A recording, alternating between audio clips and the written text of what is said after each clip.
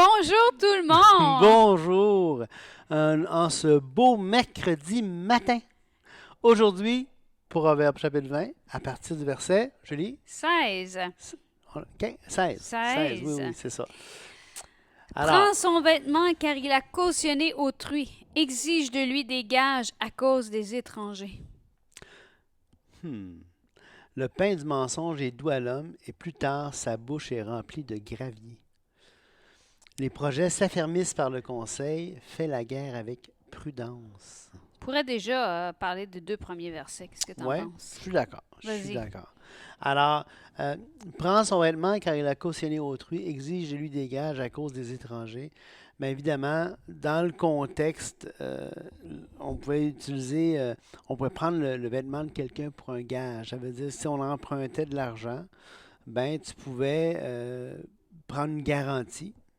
OK? Donc, souvent, la garantie, c'était le vêtement. Mais il fallait, selon la loi, il y avait des critères. Tu devais lui remettre. En tout cas, il y avait toutes sortes de critères qui encadraient ce genre de gage-là. Mais là, il dit, exige de lui des gages à cause des étrangers. Alors là, quand c'était des étrangers, là, les lois changeaient. À cause des étrangers, ça veut dire pour face aux étrangers qui te voient faire ce que la loi a dit. Ah, c'est intéressant. Regarde donc qu'est-ce que ça dit en anglais ou en japonais. En japonais, ça va être difficile pour moi de le faire. Par contre, Darby dit, prends son vêtement car il a cautionné autrui et prends de lui un gage à cause d'étrangers. Même chose. Euh, je vais regarder. À l'anglais, ça dit quoi? Take his garment that is surely for a stranger, and hold him in pledge that is surely for foreigners.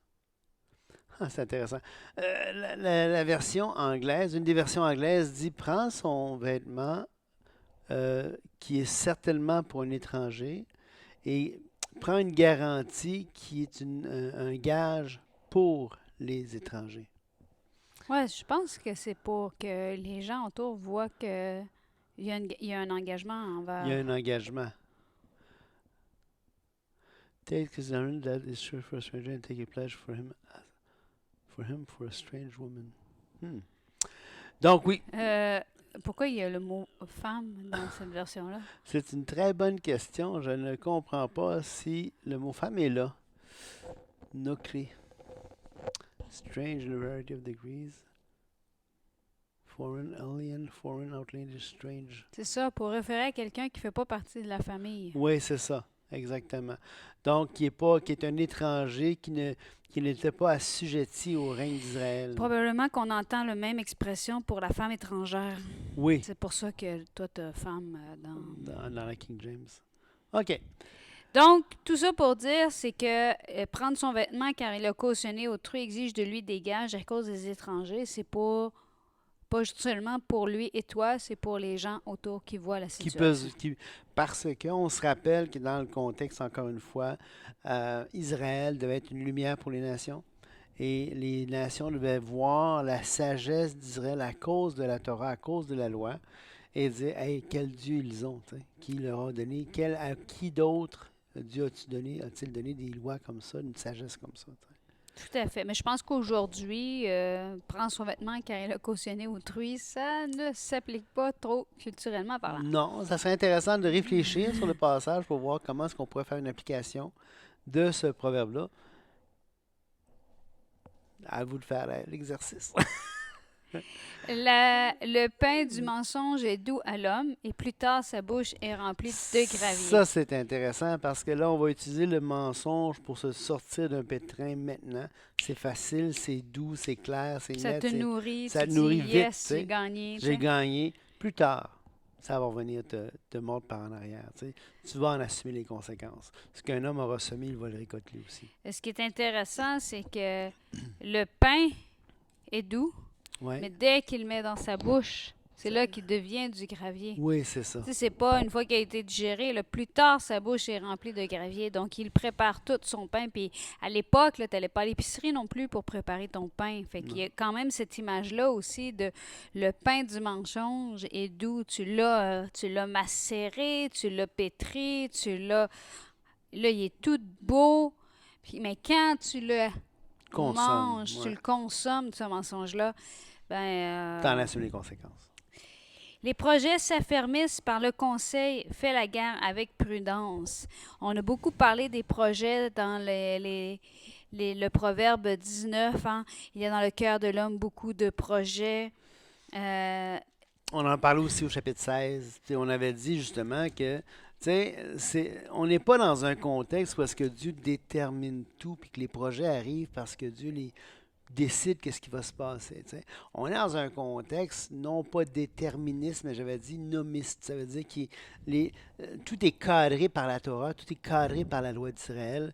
Et ici, on voit que les projets s'affermissent par les conseils. Alors dans ce cas-ci, ce qu'on voit, c'est justement Dieu ne détermine pas, mais ça s'affermit justement par la sagesse collective. Tu peux aller demander, voir, chercher, puiser ta sagesse dans la collectivité, dans le nombre de conseillers. Évidemment, tu ne vas pas voir n'importe qui. Oui, d'ailleurs, ça continue en disant fais la guerre avec prudence. C'est ça. Tu sais, si tu vas voir n'importe qui, puis des fois, on va demander conseil pour aller chercher quelqu'un qui va confirmer ce qu'on pense. Tu sais.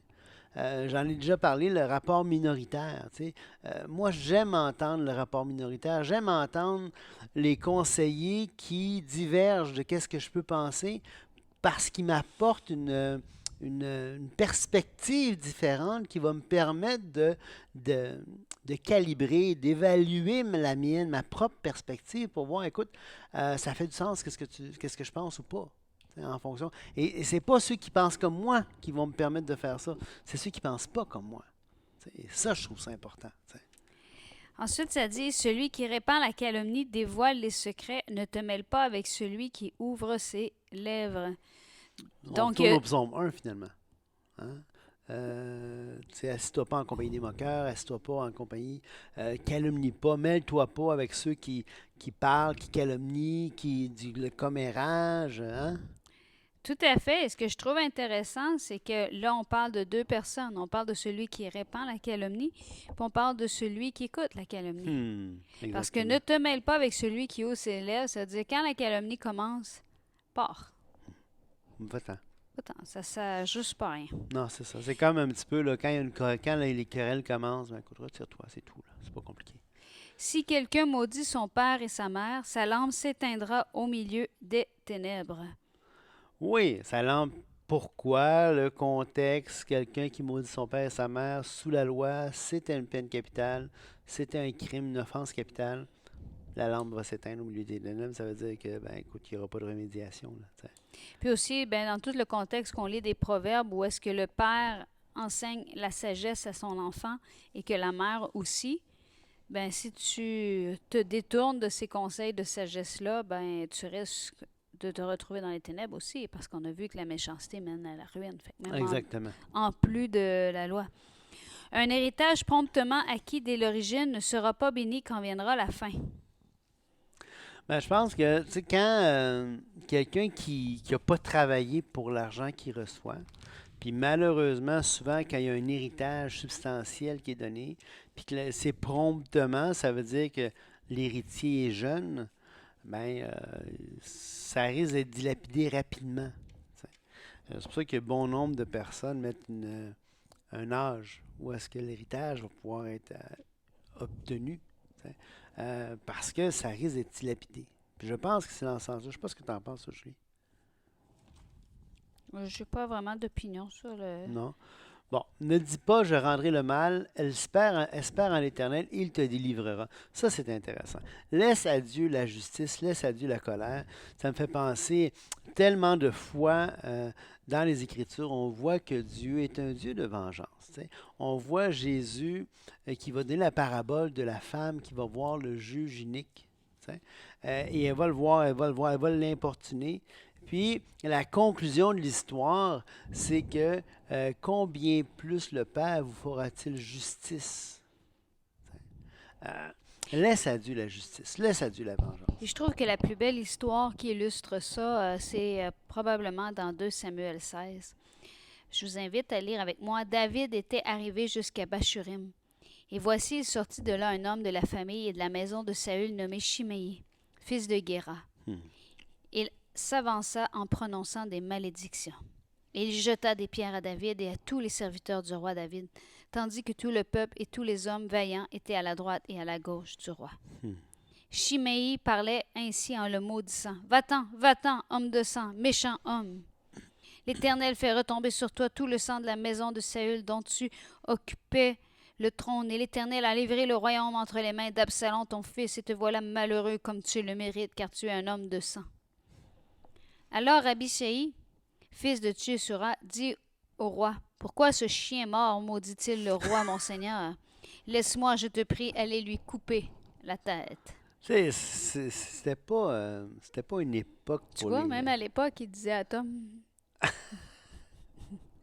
Chez les Inuits, le atom, ça veut dire chien. Puis souvent, les enfants, quand ils vont vouloir se dire s'insulter, là, comme des enfants font, ils vont dire atom. Tu sais. Et là, tu vois, c'est biblique, il le dit. Pourquoi ce chien est mort? C'est même Oui, pire, c'est il est ça. mort. Oui, c'est ça. Ouais, tu sais, Laisse-moi, je te prie, aller lui couper la tête. Rien de moins, écoute. c'était pas une époque pour les faibles, tu sais, pour les faibles de cœur, parce que je te dis garanti, tu t'insultais le roi, tu faisais trancher la tête. Mais le roi dit, qu'ai-je à faire avec vous, fils de Tshishura? S'il maudit, c'est que l'Éternel lui a dit maudit David. Qui donc lui dira pourquoi j'ai-tu ainsi? Là, c'est important de savoir que c'est David dit s'il me maudit, c'est parce que l'Éternel lui a dit. Ça ne veut pas dire que l'Éternel avait dit à Shimei maudit David. Non. Au cas où. Au cas que ce soit de l'Éternel.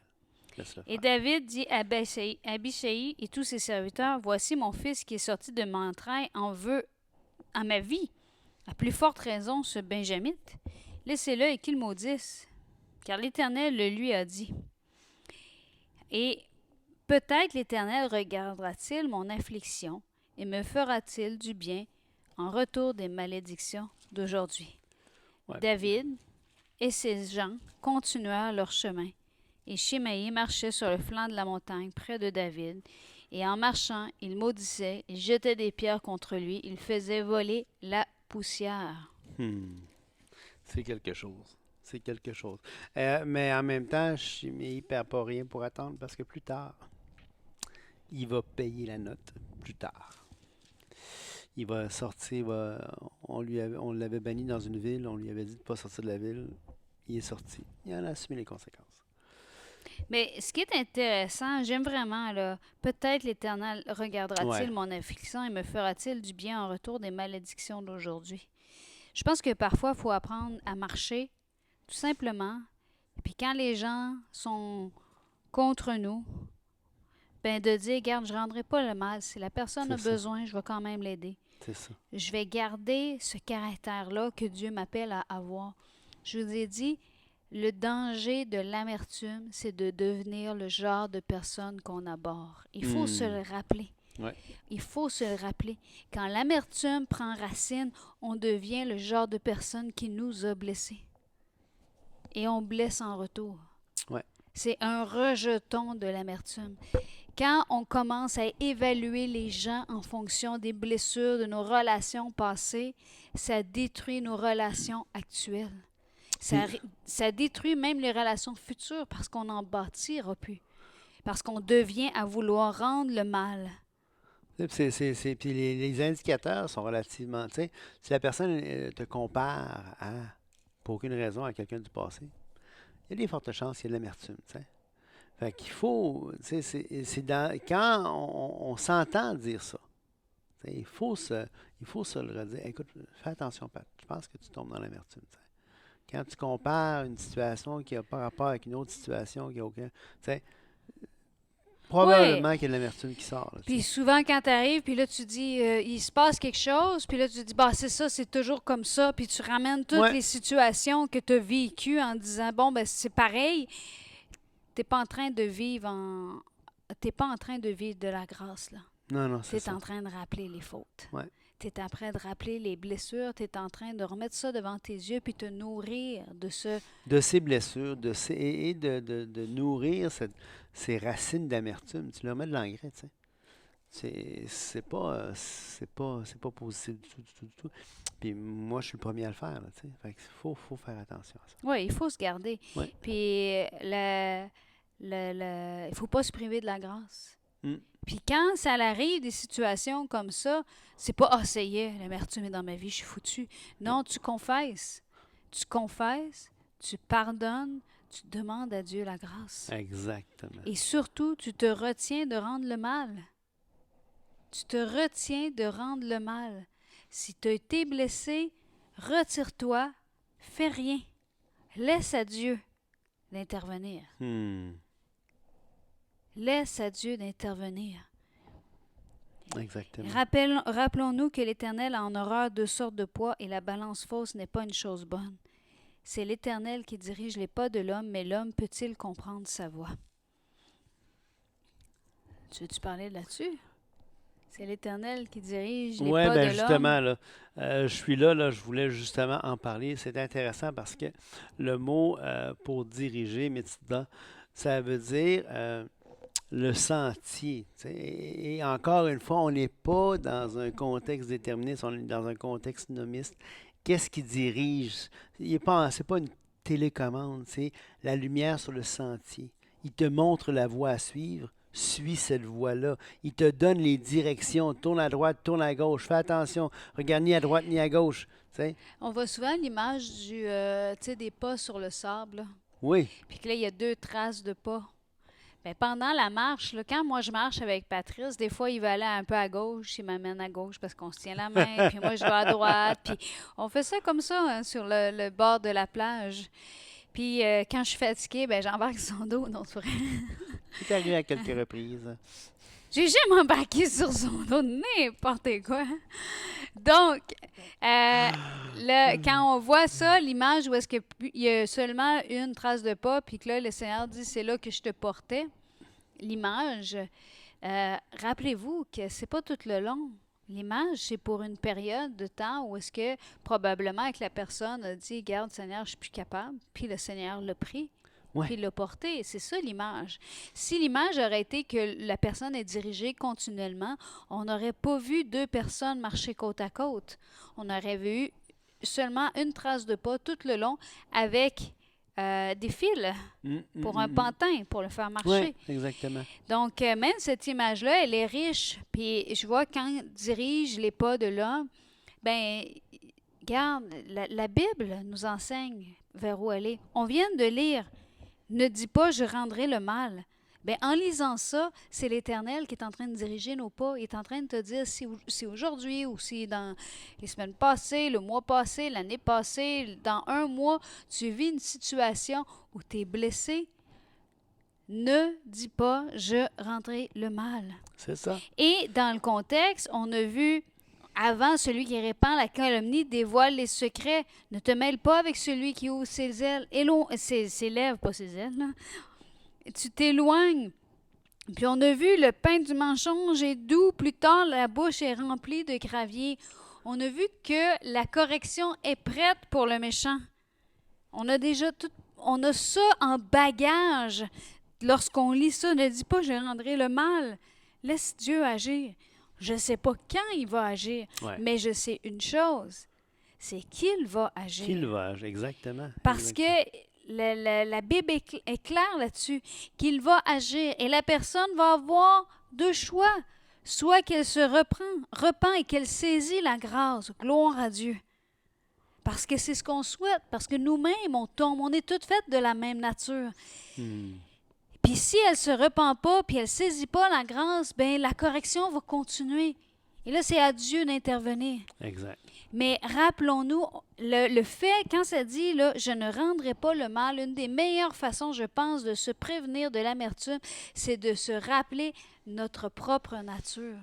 De se rappeler qu'on est à un cheveu d'avoir le même comportement que le comportement qui nous a blessés, peu importe la circonstance. Oui, exactement. Et que si ce n'est pas le même genre de comportement, bien, on en a des oscillés en réserve dans d'autres domaines.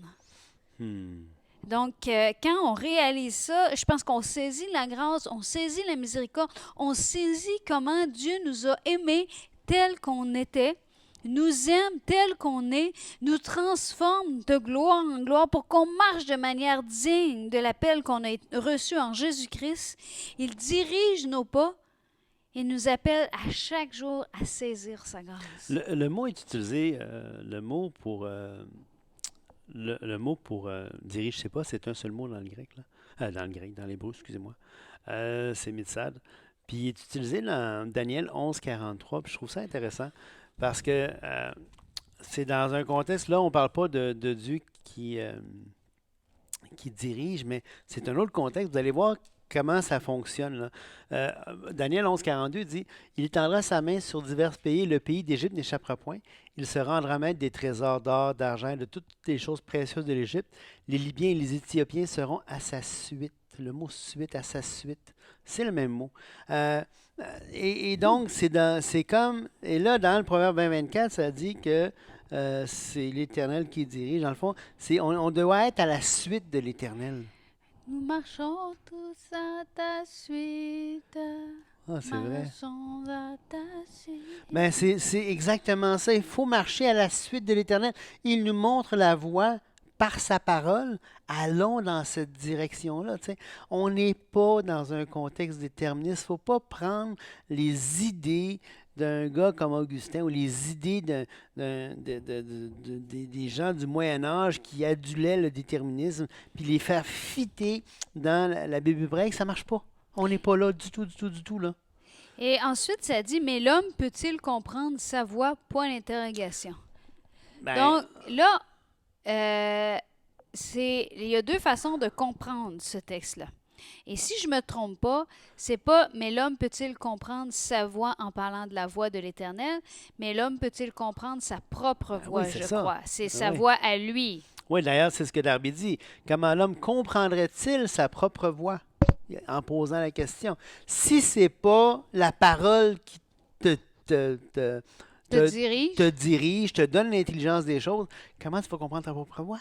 Comment tu vas savoir où prendre? Oui. Et si on continue, ça dit c'est un piège pour l'homme que de prendre à la légère un engagement sacré et de ne réfléchir qu'après avoir fait un vœu. On a encore cette. Ils viennent de dire, garde, l'homme peut-il comprendre sa voix? Prends pas à la légère un engagement sacré. Va pas trop vite. Ça veut dire prends le temps d'écouter ce que l'Éternel dit de ça. Oui, exactement. Puis on a vu plein de choses concernant l'engagement. On a parlé de l'engagement, que ce soit un engagement financier, que ce soit, et un bel exemple, c'est le psaume 15. Ô Éternel qui séjournera dans ta tente, qui demeurera sur ta montagne, celui qui marche dans l'intégrité, qui pratique la justice, qui dit la vérité selon son cœur. Il ne calomnie point avec sa langue, il ne fait point de mal à son semblable. Donc, c'est intéressant parce qu'on a, dans le Proverbe 20, on a parlé déjà de la calomnie.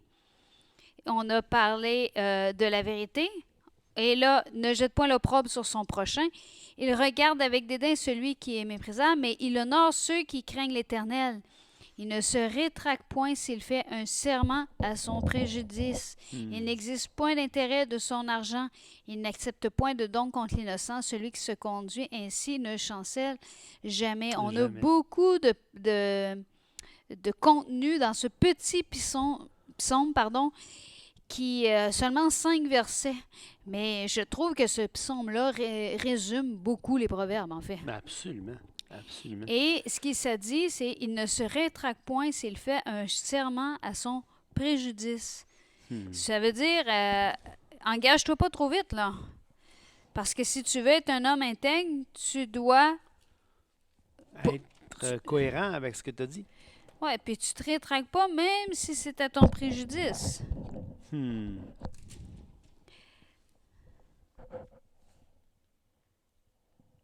D'ailleurs, on a un exemple de ça dans Juge. On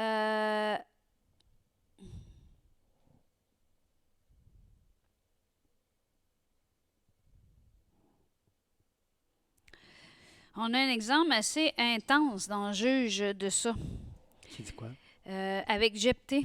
OK. Un des juges en Israël, du temps des juges, justement. Jephthé fit un vœu à l'Éternel et dit, si tu livres entre mes mains les fils d'Ammon, quiconque sortira des portes de ma maison au-devant de moi à mon heureux retour de chez les fils d'Ammon sera consacré à l'Éternel et je l'offrirai en holocauste. C'est un peu intense. Hmm.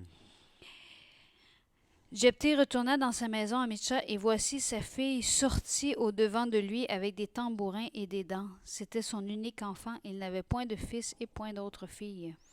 Dès Hmm. qu'il la vit, il déchira ses vêtements et dit, « Ah, ma fille, tu me jettes dans l'abattement, tu es au nombre de ceux qui me troublent. J'ai fait un vœu à l'Éternel, et je ne peux le révoquer. » Elle lui dit, « Mon père, si tu as fait un vœu à l'Éternel, traite-moi selon ce qui est sorti de ta bouche, maintenant que l'Éternel t'a vengé de tes ennemis, des fils d'Ammon. » Puis finalement, ça a valu une fête, là, que tous les ans, les filles d'Israël s'en vont célébrer la fille de Jephthé, la Galatite, 4 jours par année. Ça a marqué l'histoire même. Ah oui, vraiment. Mais bon, c'est un peu intense comme vœu, Intense comme vœu. Mais il mais s'est engagé, il a suivi son vœu. Il a et fait. je ne puis le révoquer. Ouais. Et pourquoi il ne pouvait pas le révoquer? À cause de Nombre 33. Lorsqu'un homme fera un vœu à l'Éternel ou un serment pour se lier par un engagement, il ne violera point sa parole, il agira selon tout ce qui est sorti de sa bouche. Bon, évidemment, ici, on est juste pour peut-être clarifier les choses pour quelqu'un qui serait ébranlé par ce passage-là. On est dans une situation où est-ce que la parole de Dieu n'est pas enseignée. On est dans une situation où est-ce que Jephthé est un des personnages. Hein. Et donc, ce qui arrive dans un texte narratif, il y a l'auteur, il y a le narrateur, puis il y a les personnages. Le narrateur, lui, il est inspiré de Dieu. La Bible est inspirée, donc le narrateur est inspiré. Ce que disent les personnages ne le sont pas nécessairement. Jephthé avait raison de dire, je ne peux pas révoquer à cause de la loi. Là où il avait tort, La nature de son vœu la nature de son vœu était erronée et donc il n'était pas tenu d'accomplir quelque chose qui était péché contre l'Éternel. T'sais? Parce que Dieu, il n'y a aucun sacrifice humain qui peut être accepté par Dieu. Donc, ce n'est pas... déjà, de faire ce vœu-là était péché. Il aurait pu... Tu vois, c'est l'exemple, c'est un piège pour l'homme que de prendre à la légère et de ne réfléchir qu'après avoir fait un vœu. Son Oui, vœu n'avait pas de bon sens, ni bibliquement, ni légalement, ni rien. Mais il voulait, une fois il avait fait déjà une gaffe, oui, il a refait une deuxième gaffe en tuant la personne, dans oui, le fond. oui, c'est ça. Mais ce que j'utilisais comme illustration, c'est le passage qui dit tu peux pas Oui, révoquer, non, c'est ça. et c'est pour ça qu'il le fait. Qu'il l'a fait à cause de cette intégrité, entre guillemets, qu'il avait. Même si c'était erroné, il est allé jusqu'au bout. Fait que c'est un gars intègre. Ça veut dire que si tu Mais à la visée, il est intègre. Oui, si tu t'engages dans un processus, puis pendant le processus, tu te rends compte que c'est pas conforme à ce que la Bible enseigne et que tu te dégages. ouais. T'es pas, c'est ce que tu veux dire dans Oui, le fond, oui, c'est là. ça. T'es pas, je T'es- sais pas, moi je me suis engagée avec une gang de chums, on va aller voler une banque, là. Non, J'ai c'est ça. dit, devant Dieu, je vais vous aider à voler cette banque-là. Puis là, j'arrive chez nous, puis je dis, voyons, c'est quoi, je suis dans le champ. Non. Il faut que ton engagement soit libre et éclairé. Je sais pas, moi, il y a une fille qui tombe amoureuse d'un homme, puis que finalement, elle s'engage pour le mariage, mais finalement, elle découvre que, je sais pas moi, c'est un gars qui a une vie n'importe comment, c'est un violent, hey, elle savait pas ça quand elle s'est engagée, là. Fait qu'elle peut se dégager. Dès qu'elle apprend ça, qu'elle se dégage. T'sais. Si elle s'engage après ça dans le mariage, ben là. Mais il va avoir quand même des conséquences. Oui, C'est pour ça que c'est un piège de oui. prendre à la légère un engagement. Elle n'aurait pas dû s'engager. Il va y avoir des conséquences, même si elle se dégage après. T'sais. Fait que ça vaut de ne réfléchir qu'après avoir fait un vœu. Oui, c'est ça. T'sais.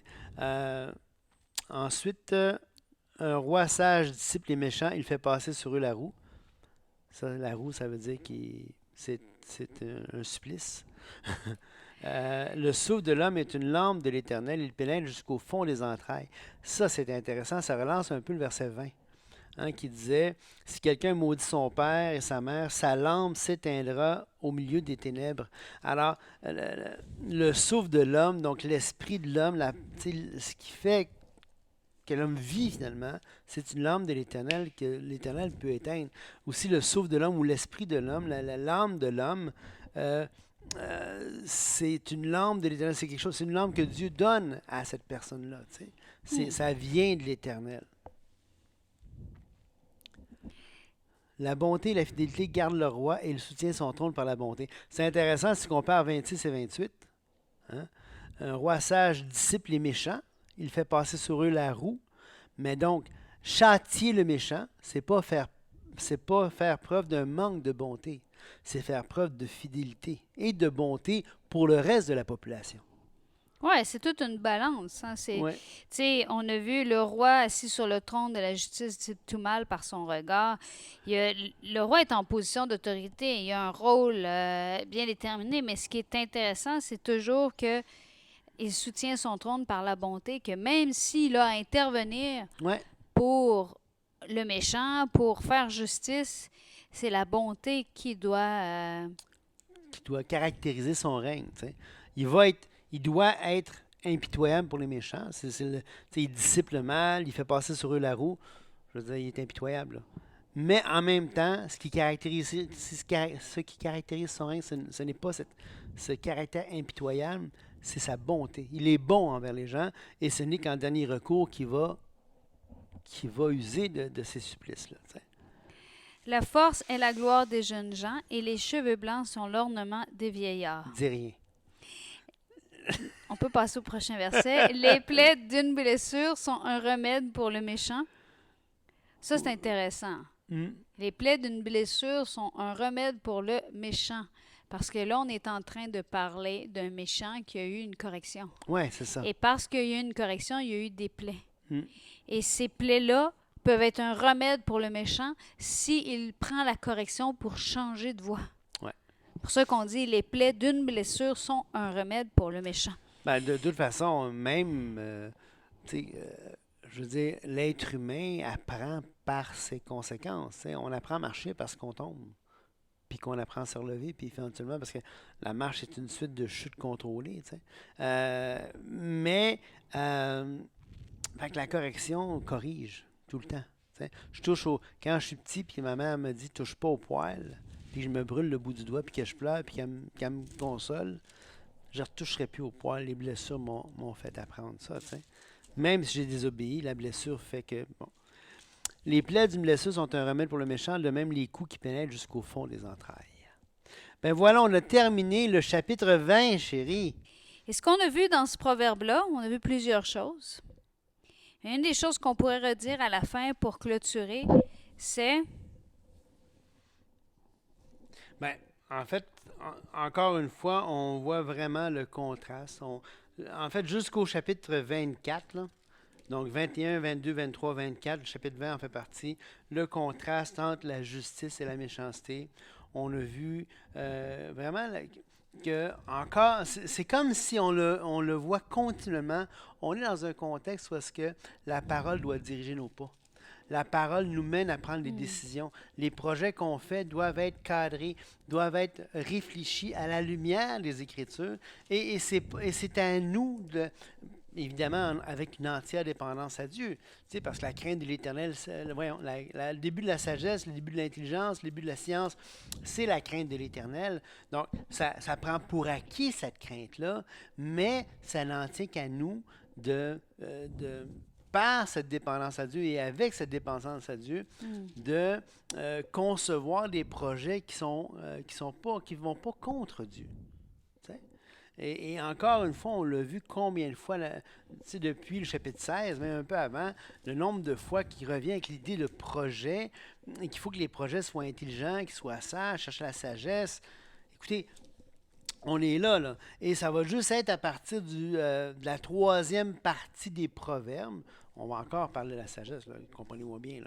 Mais avec le verset 25, là, ça va être encore les proverbes de Salomon, recueillis par Ézéchias, on en a parlé, Ézéchias, et ça commence une nouvelle section du livre des proverbes.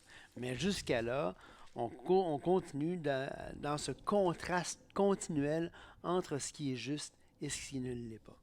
Et pour terminer, j'aimerais vous encourager à revenir. On a dit tantôt, je ne rendrai pas le mal. Espère en l'Éternel et il te délivrera. Je pense que c'est vraiment important de se rappeler. Écoutez bien ce que ça dit dans 1 Thessaloniciens 5, verset 14. Nous vous en prions aussi, frères, Avertissez ceux qui vivent dans le désordre, consolez ceux qui sont abattus, supportez les faibles, usez de patience envers tous. Prenez garde que personne ne rende à autrui le mal pour le mal, mais recherchez toujours le bien, soit entre vous, soit envers tous. Que- Soyez bénis. Au revoir.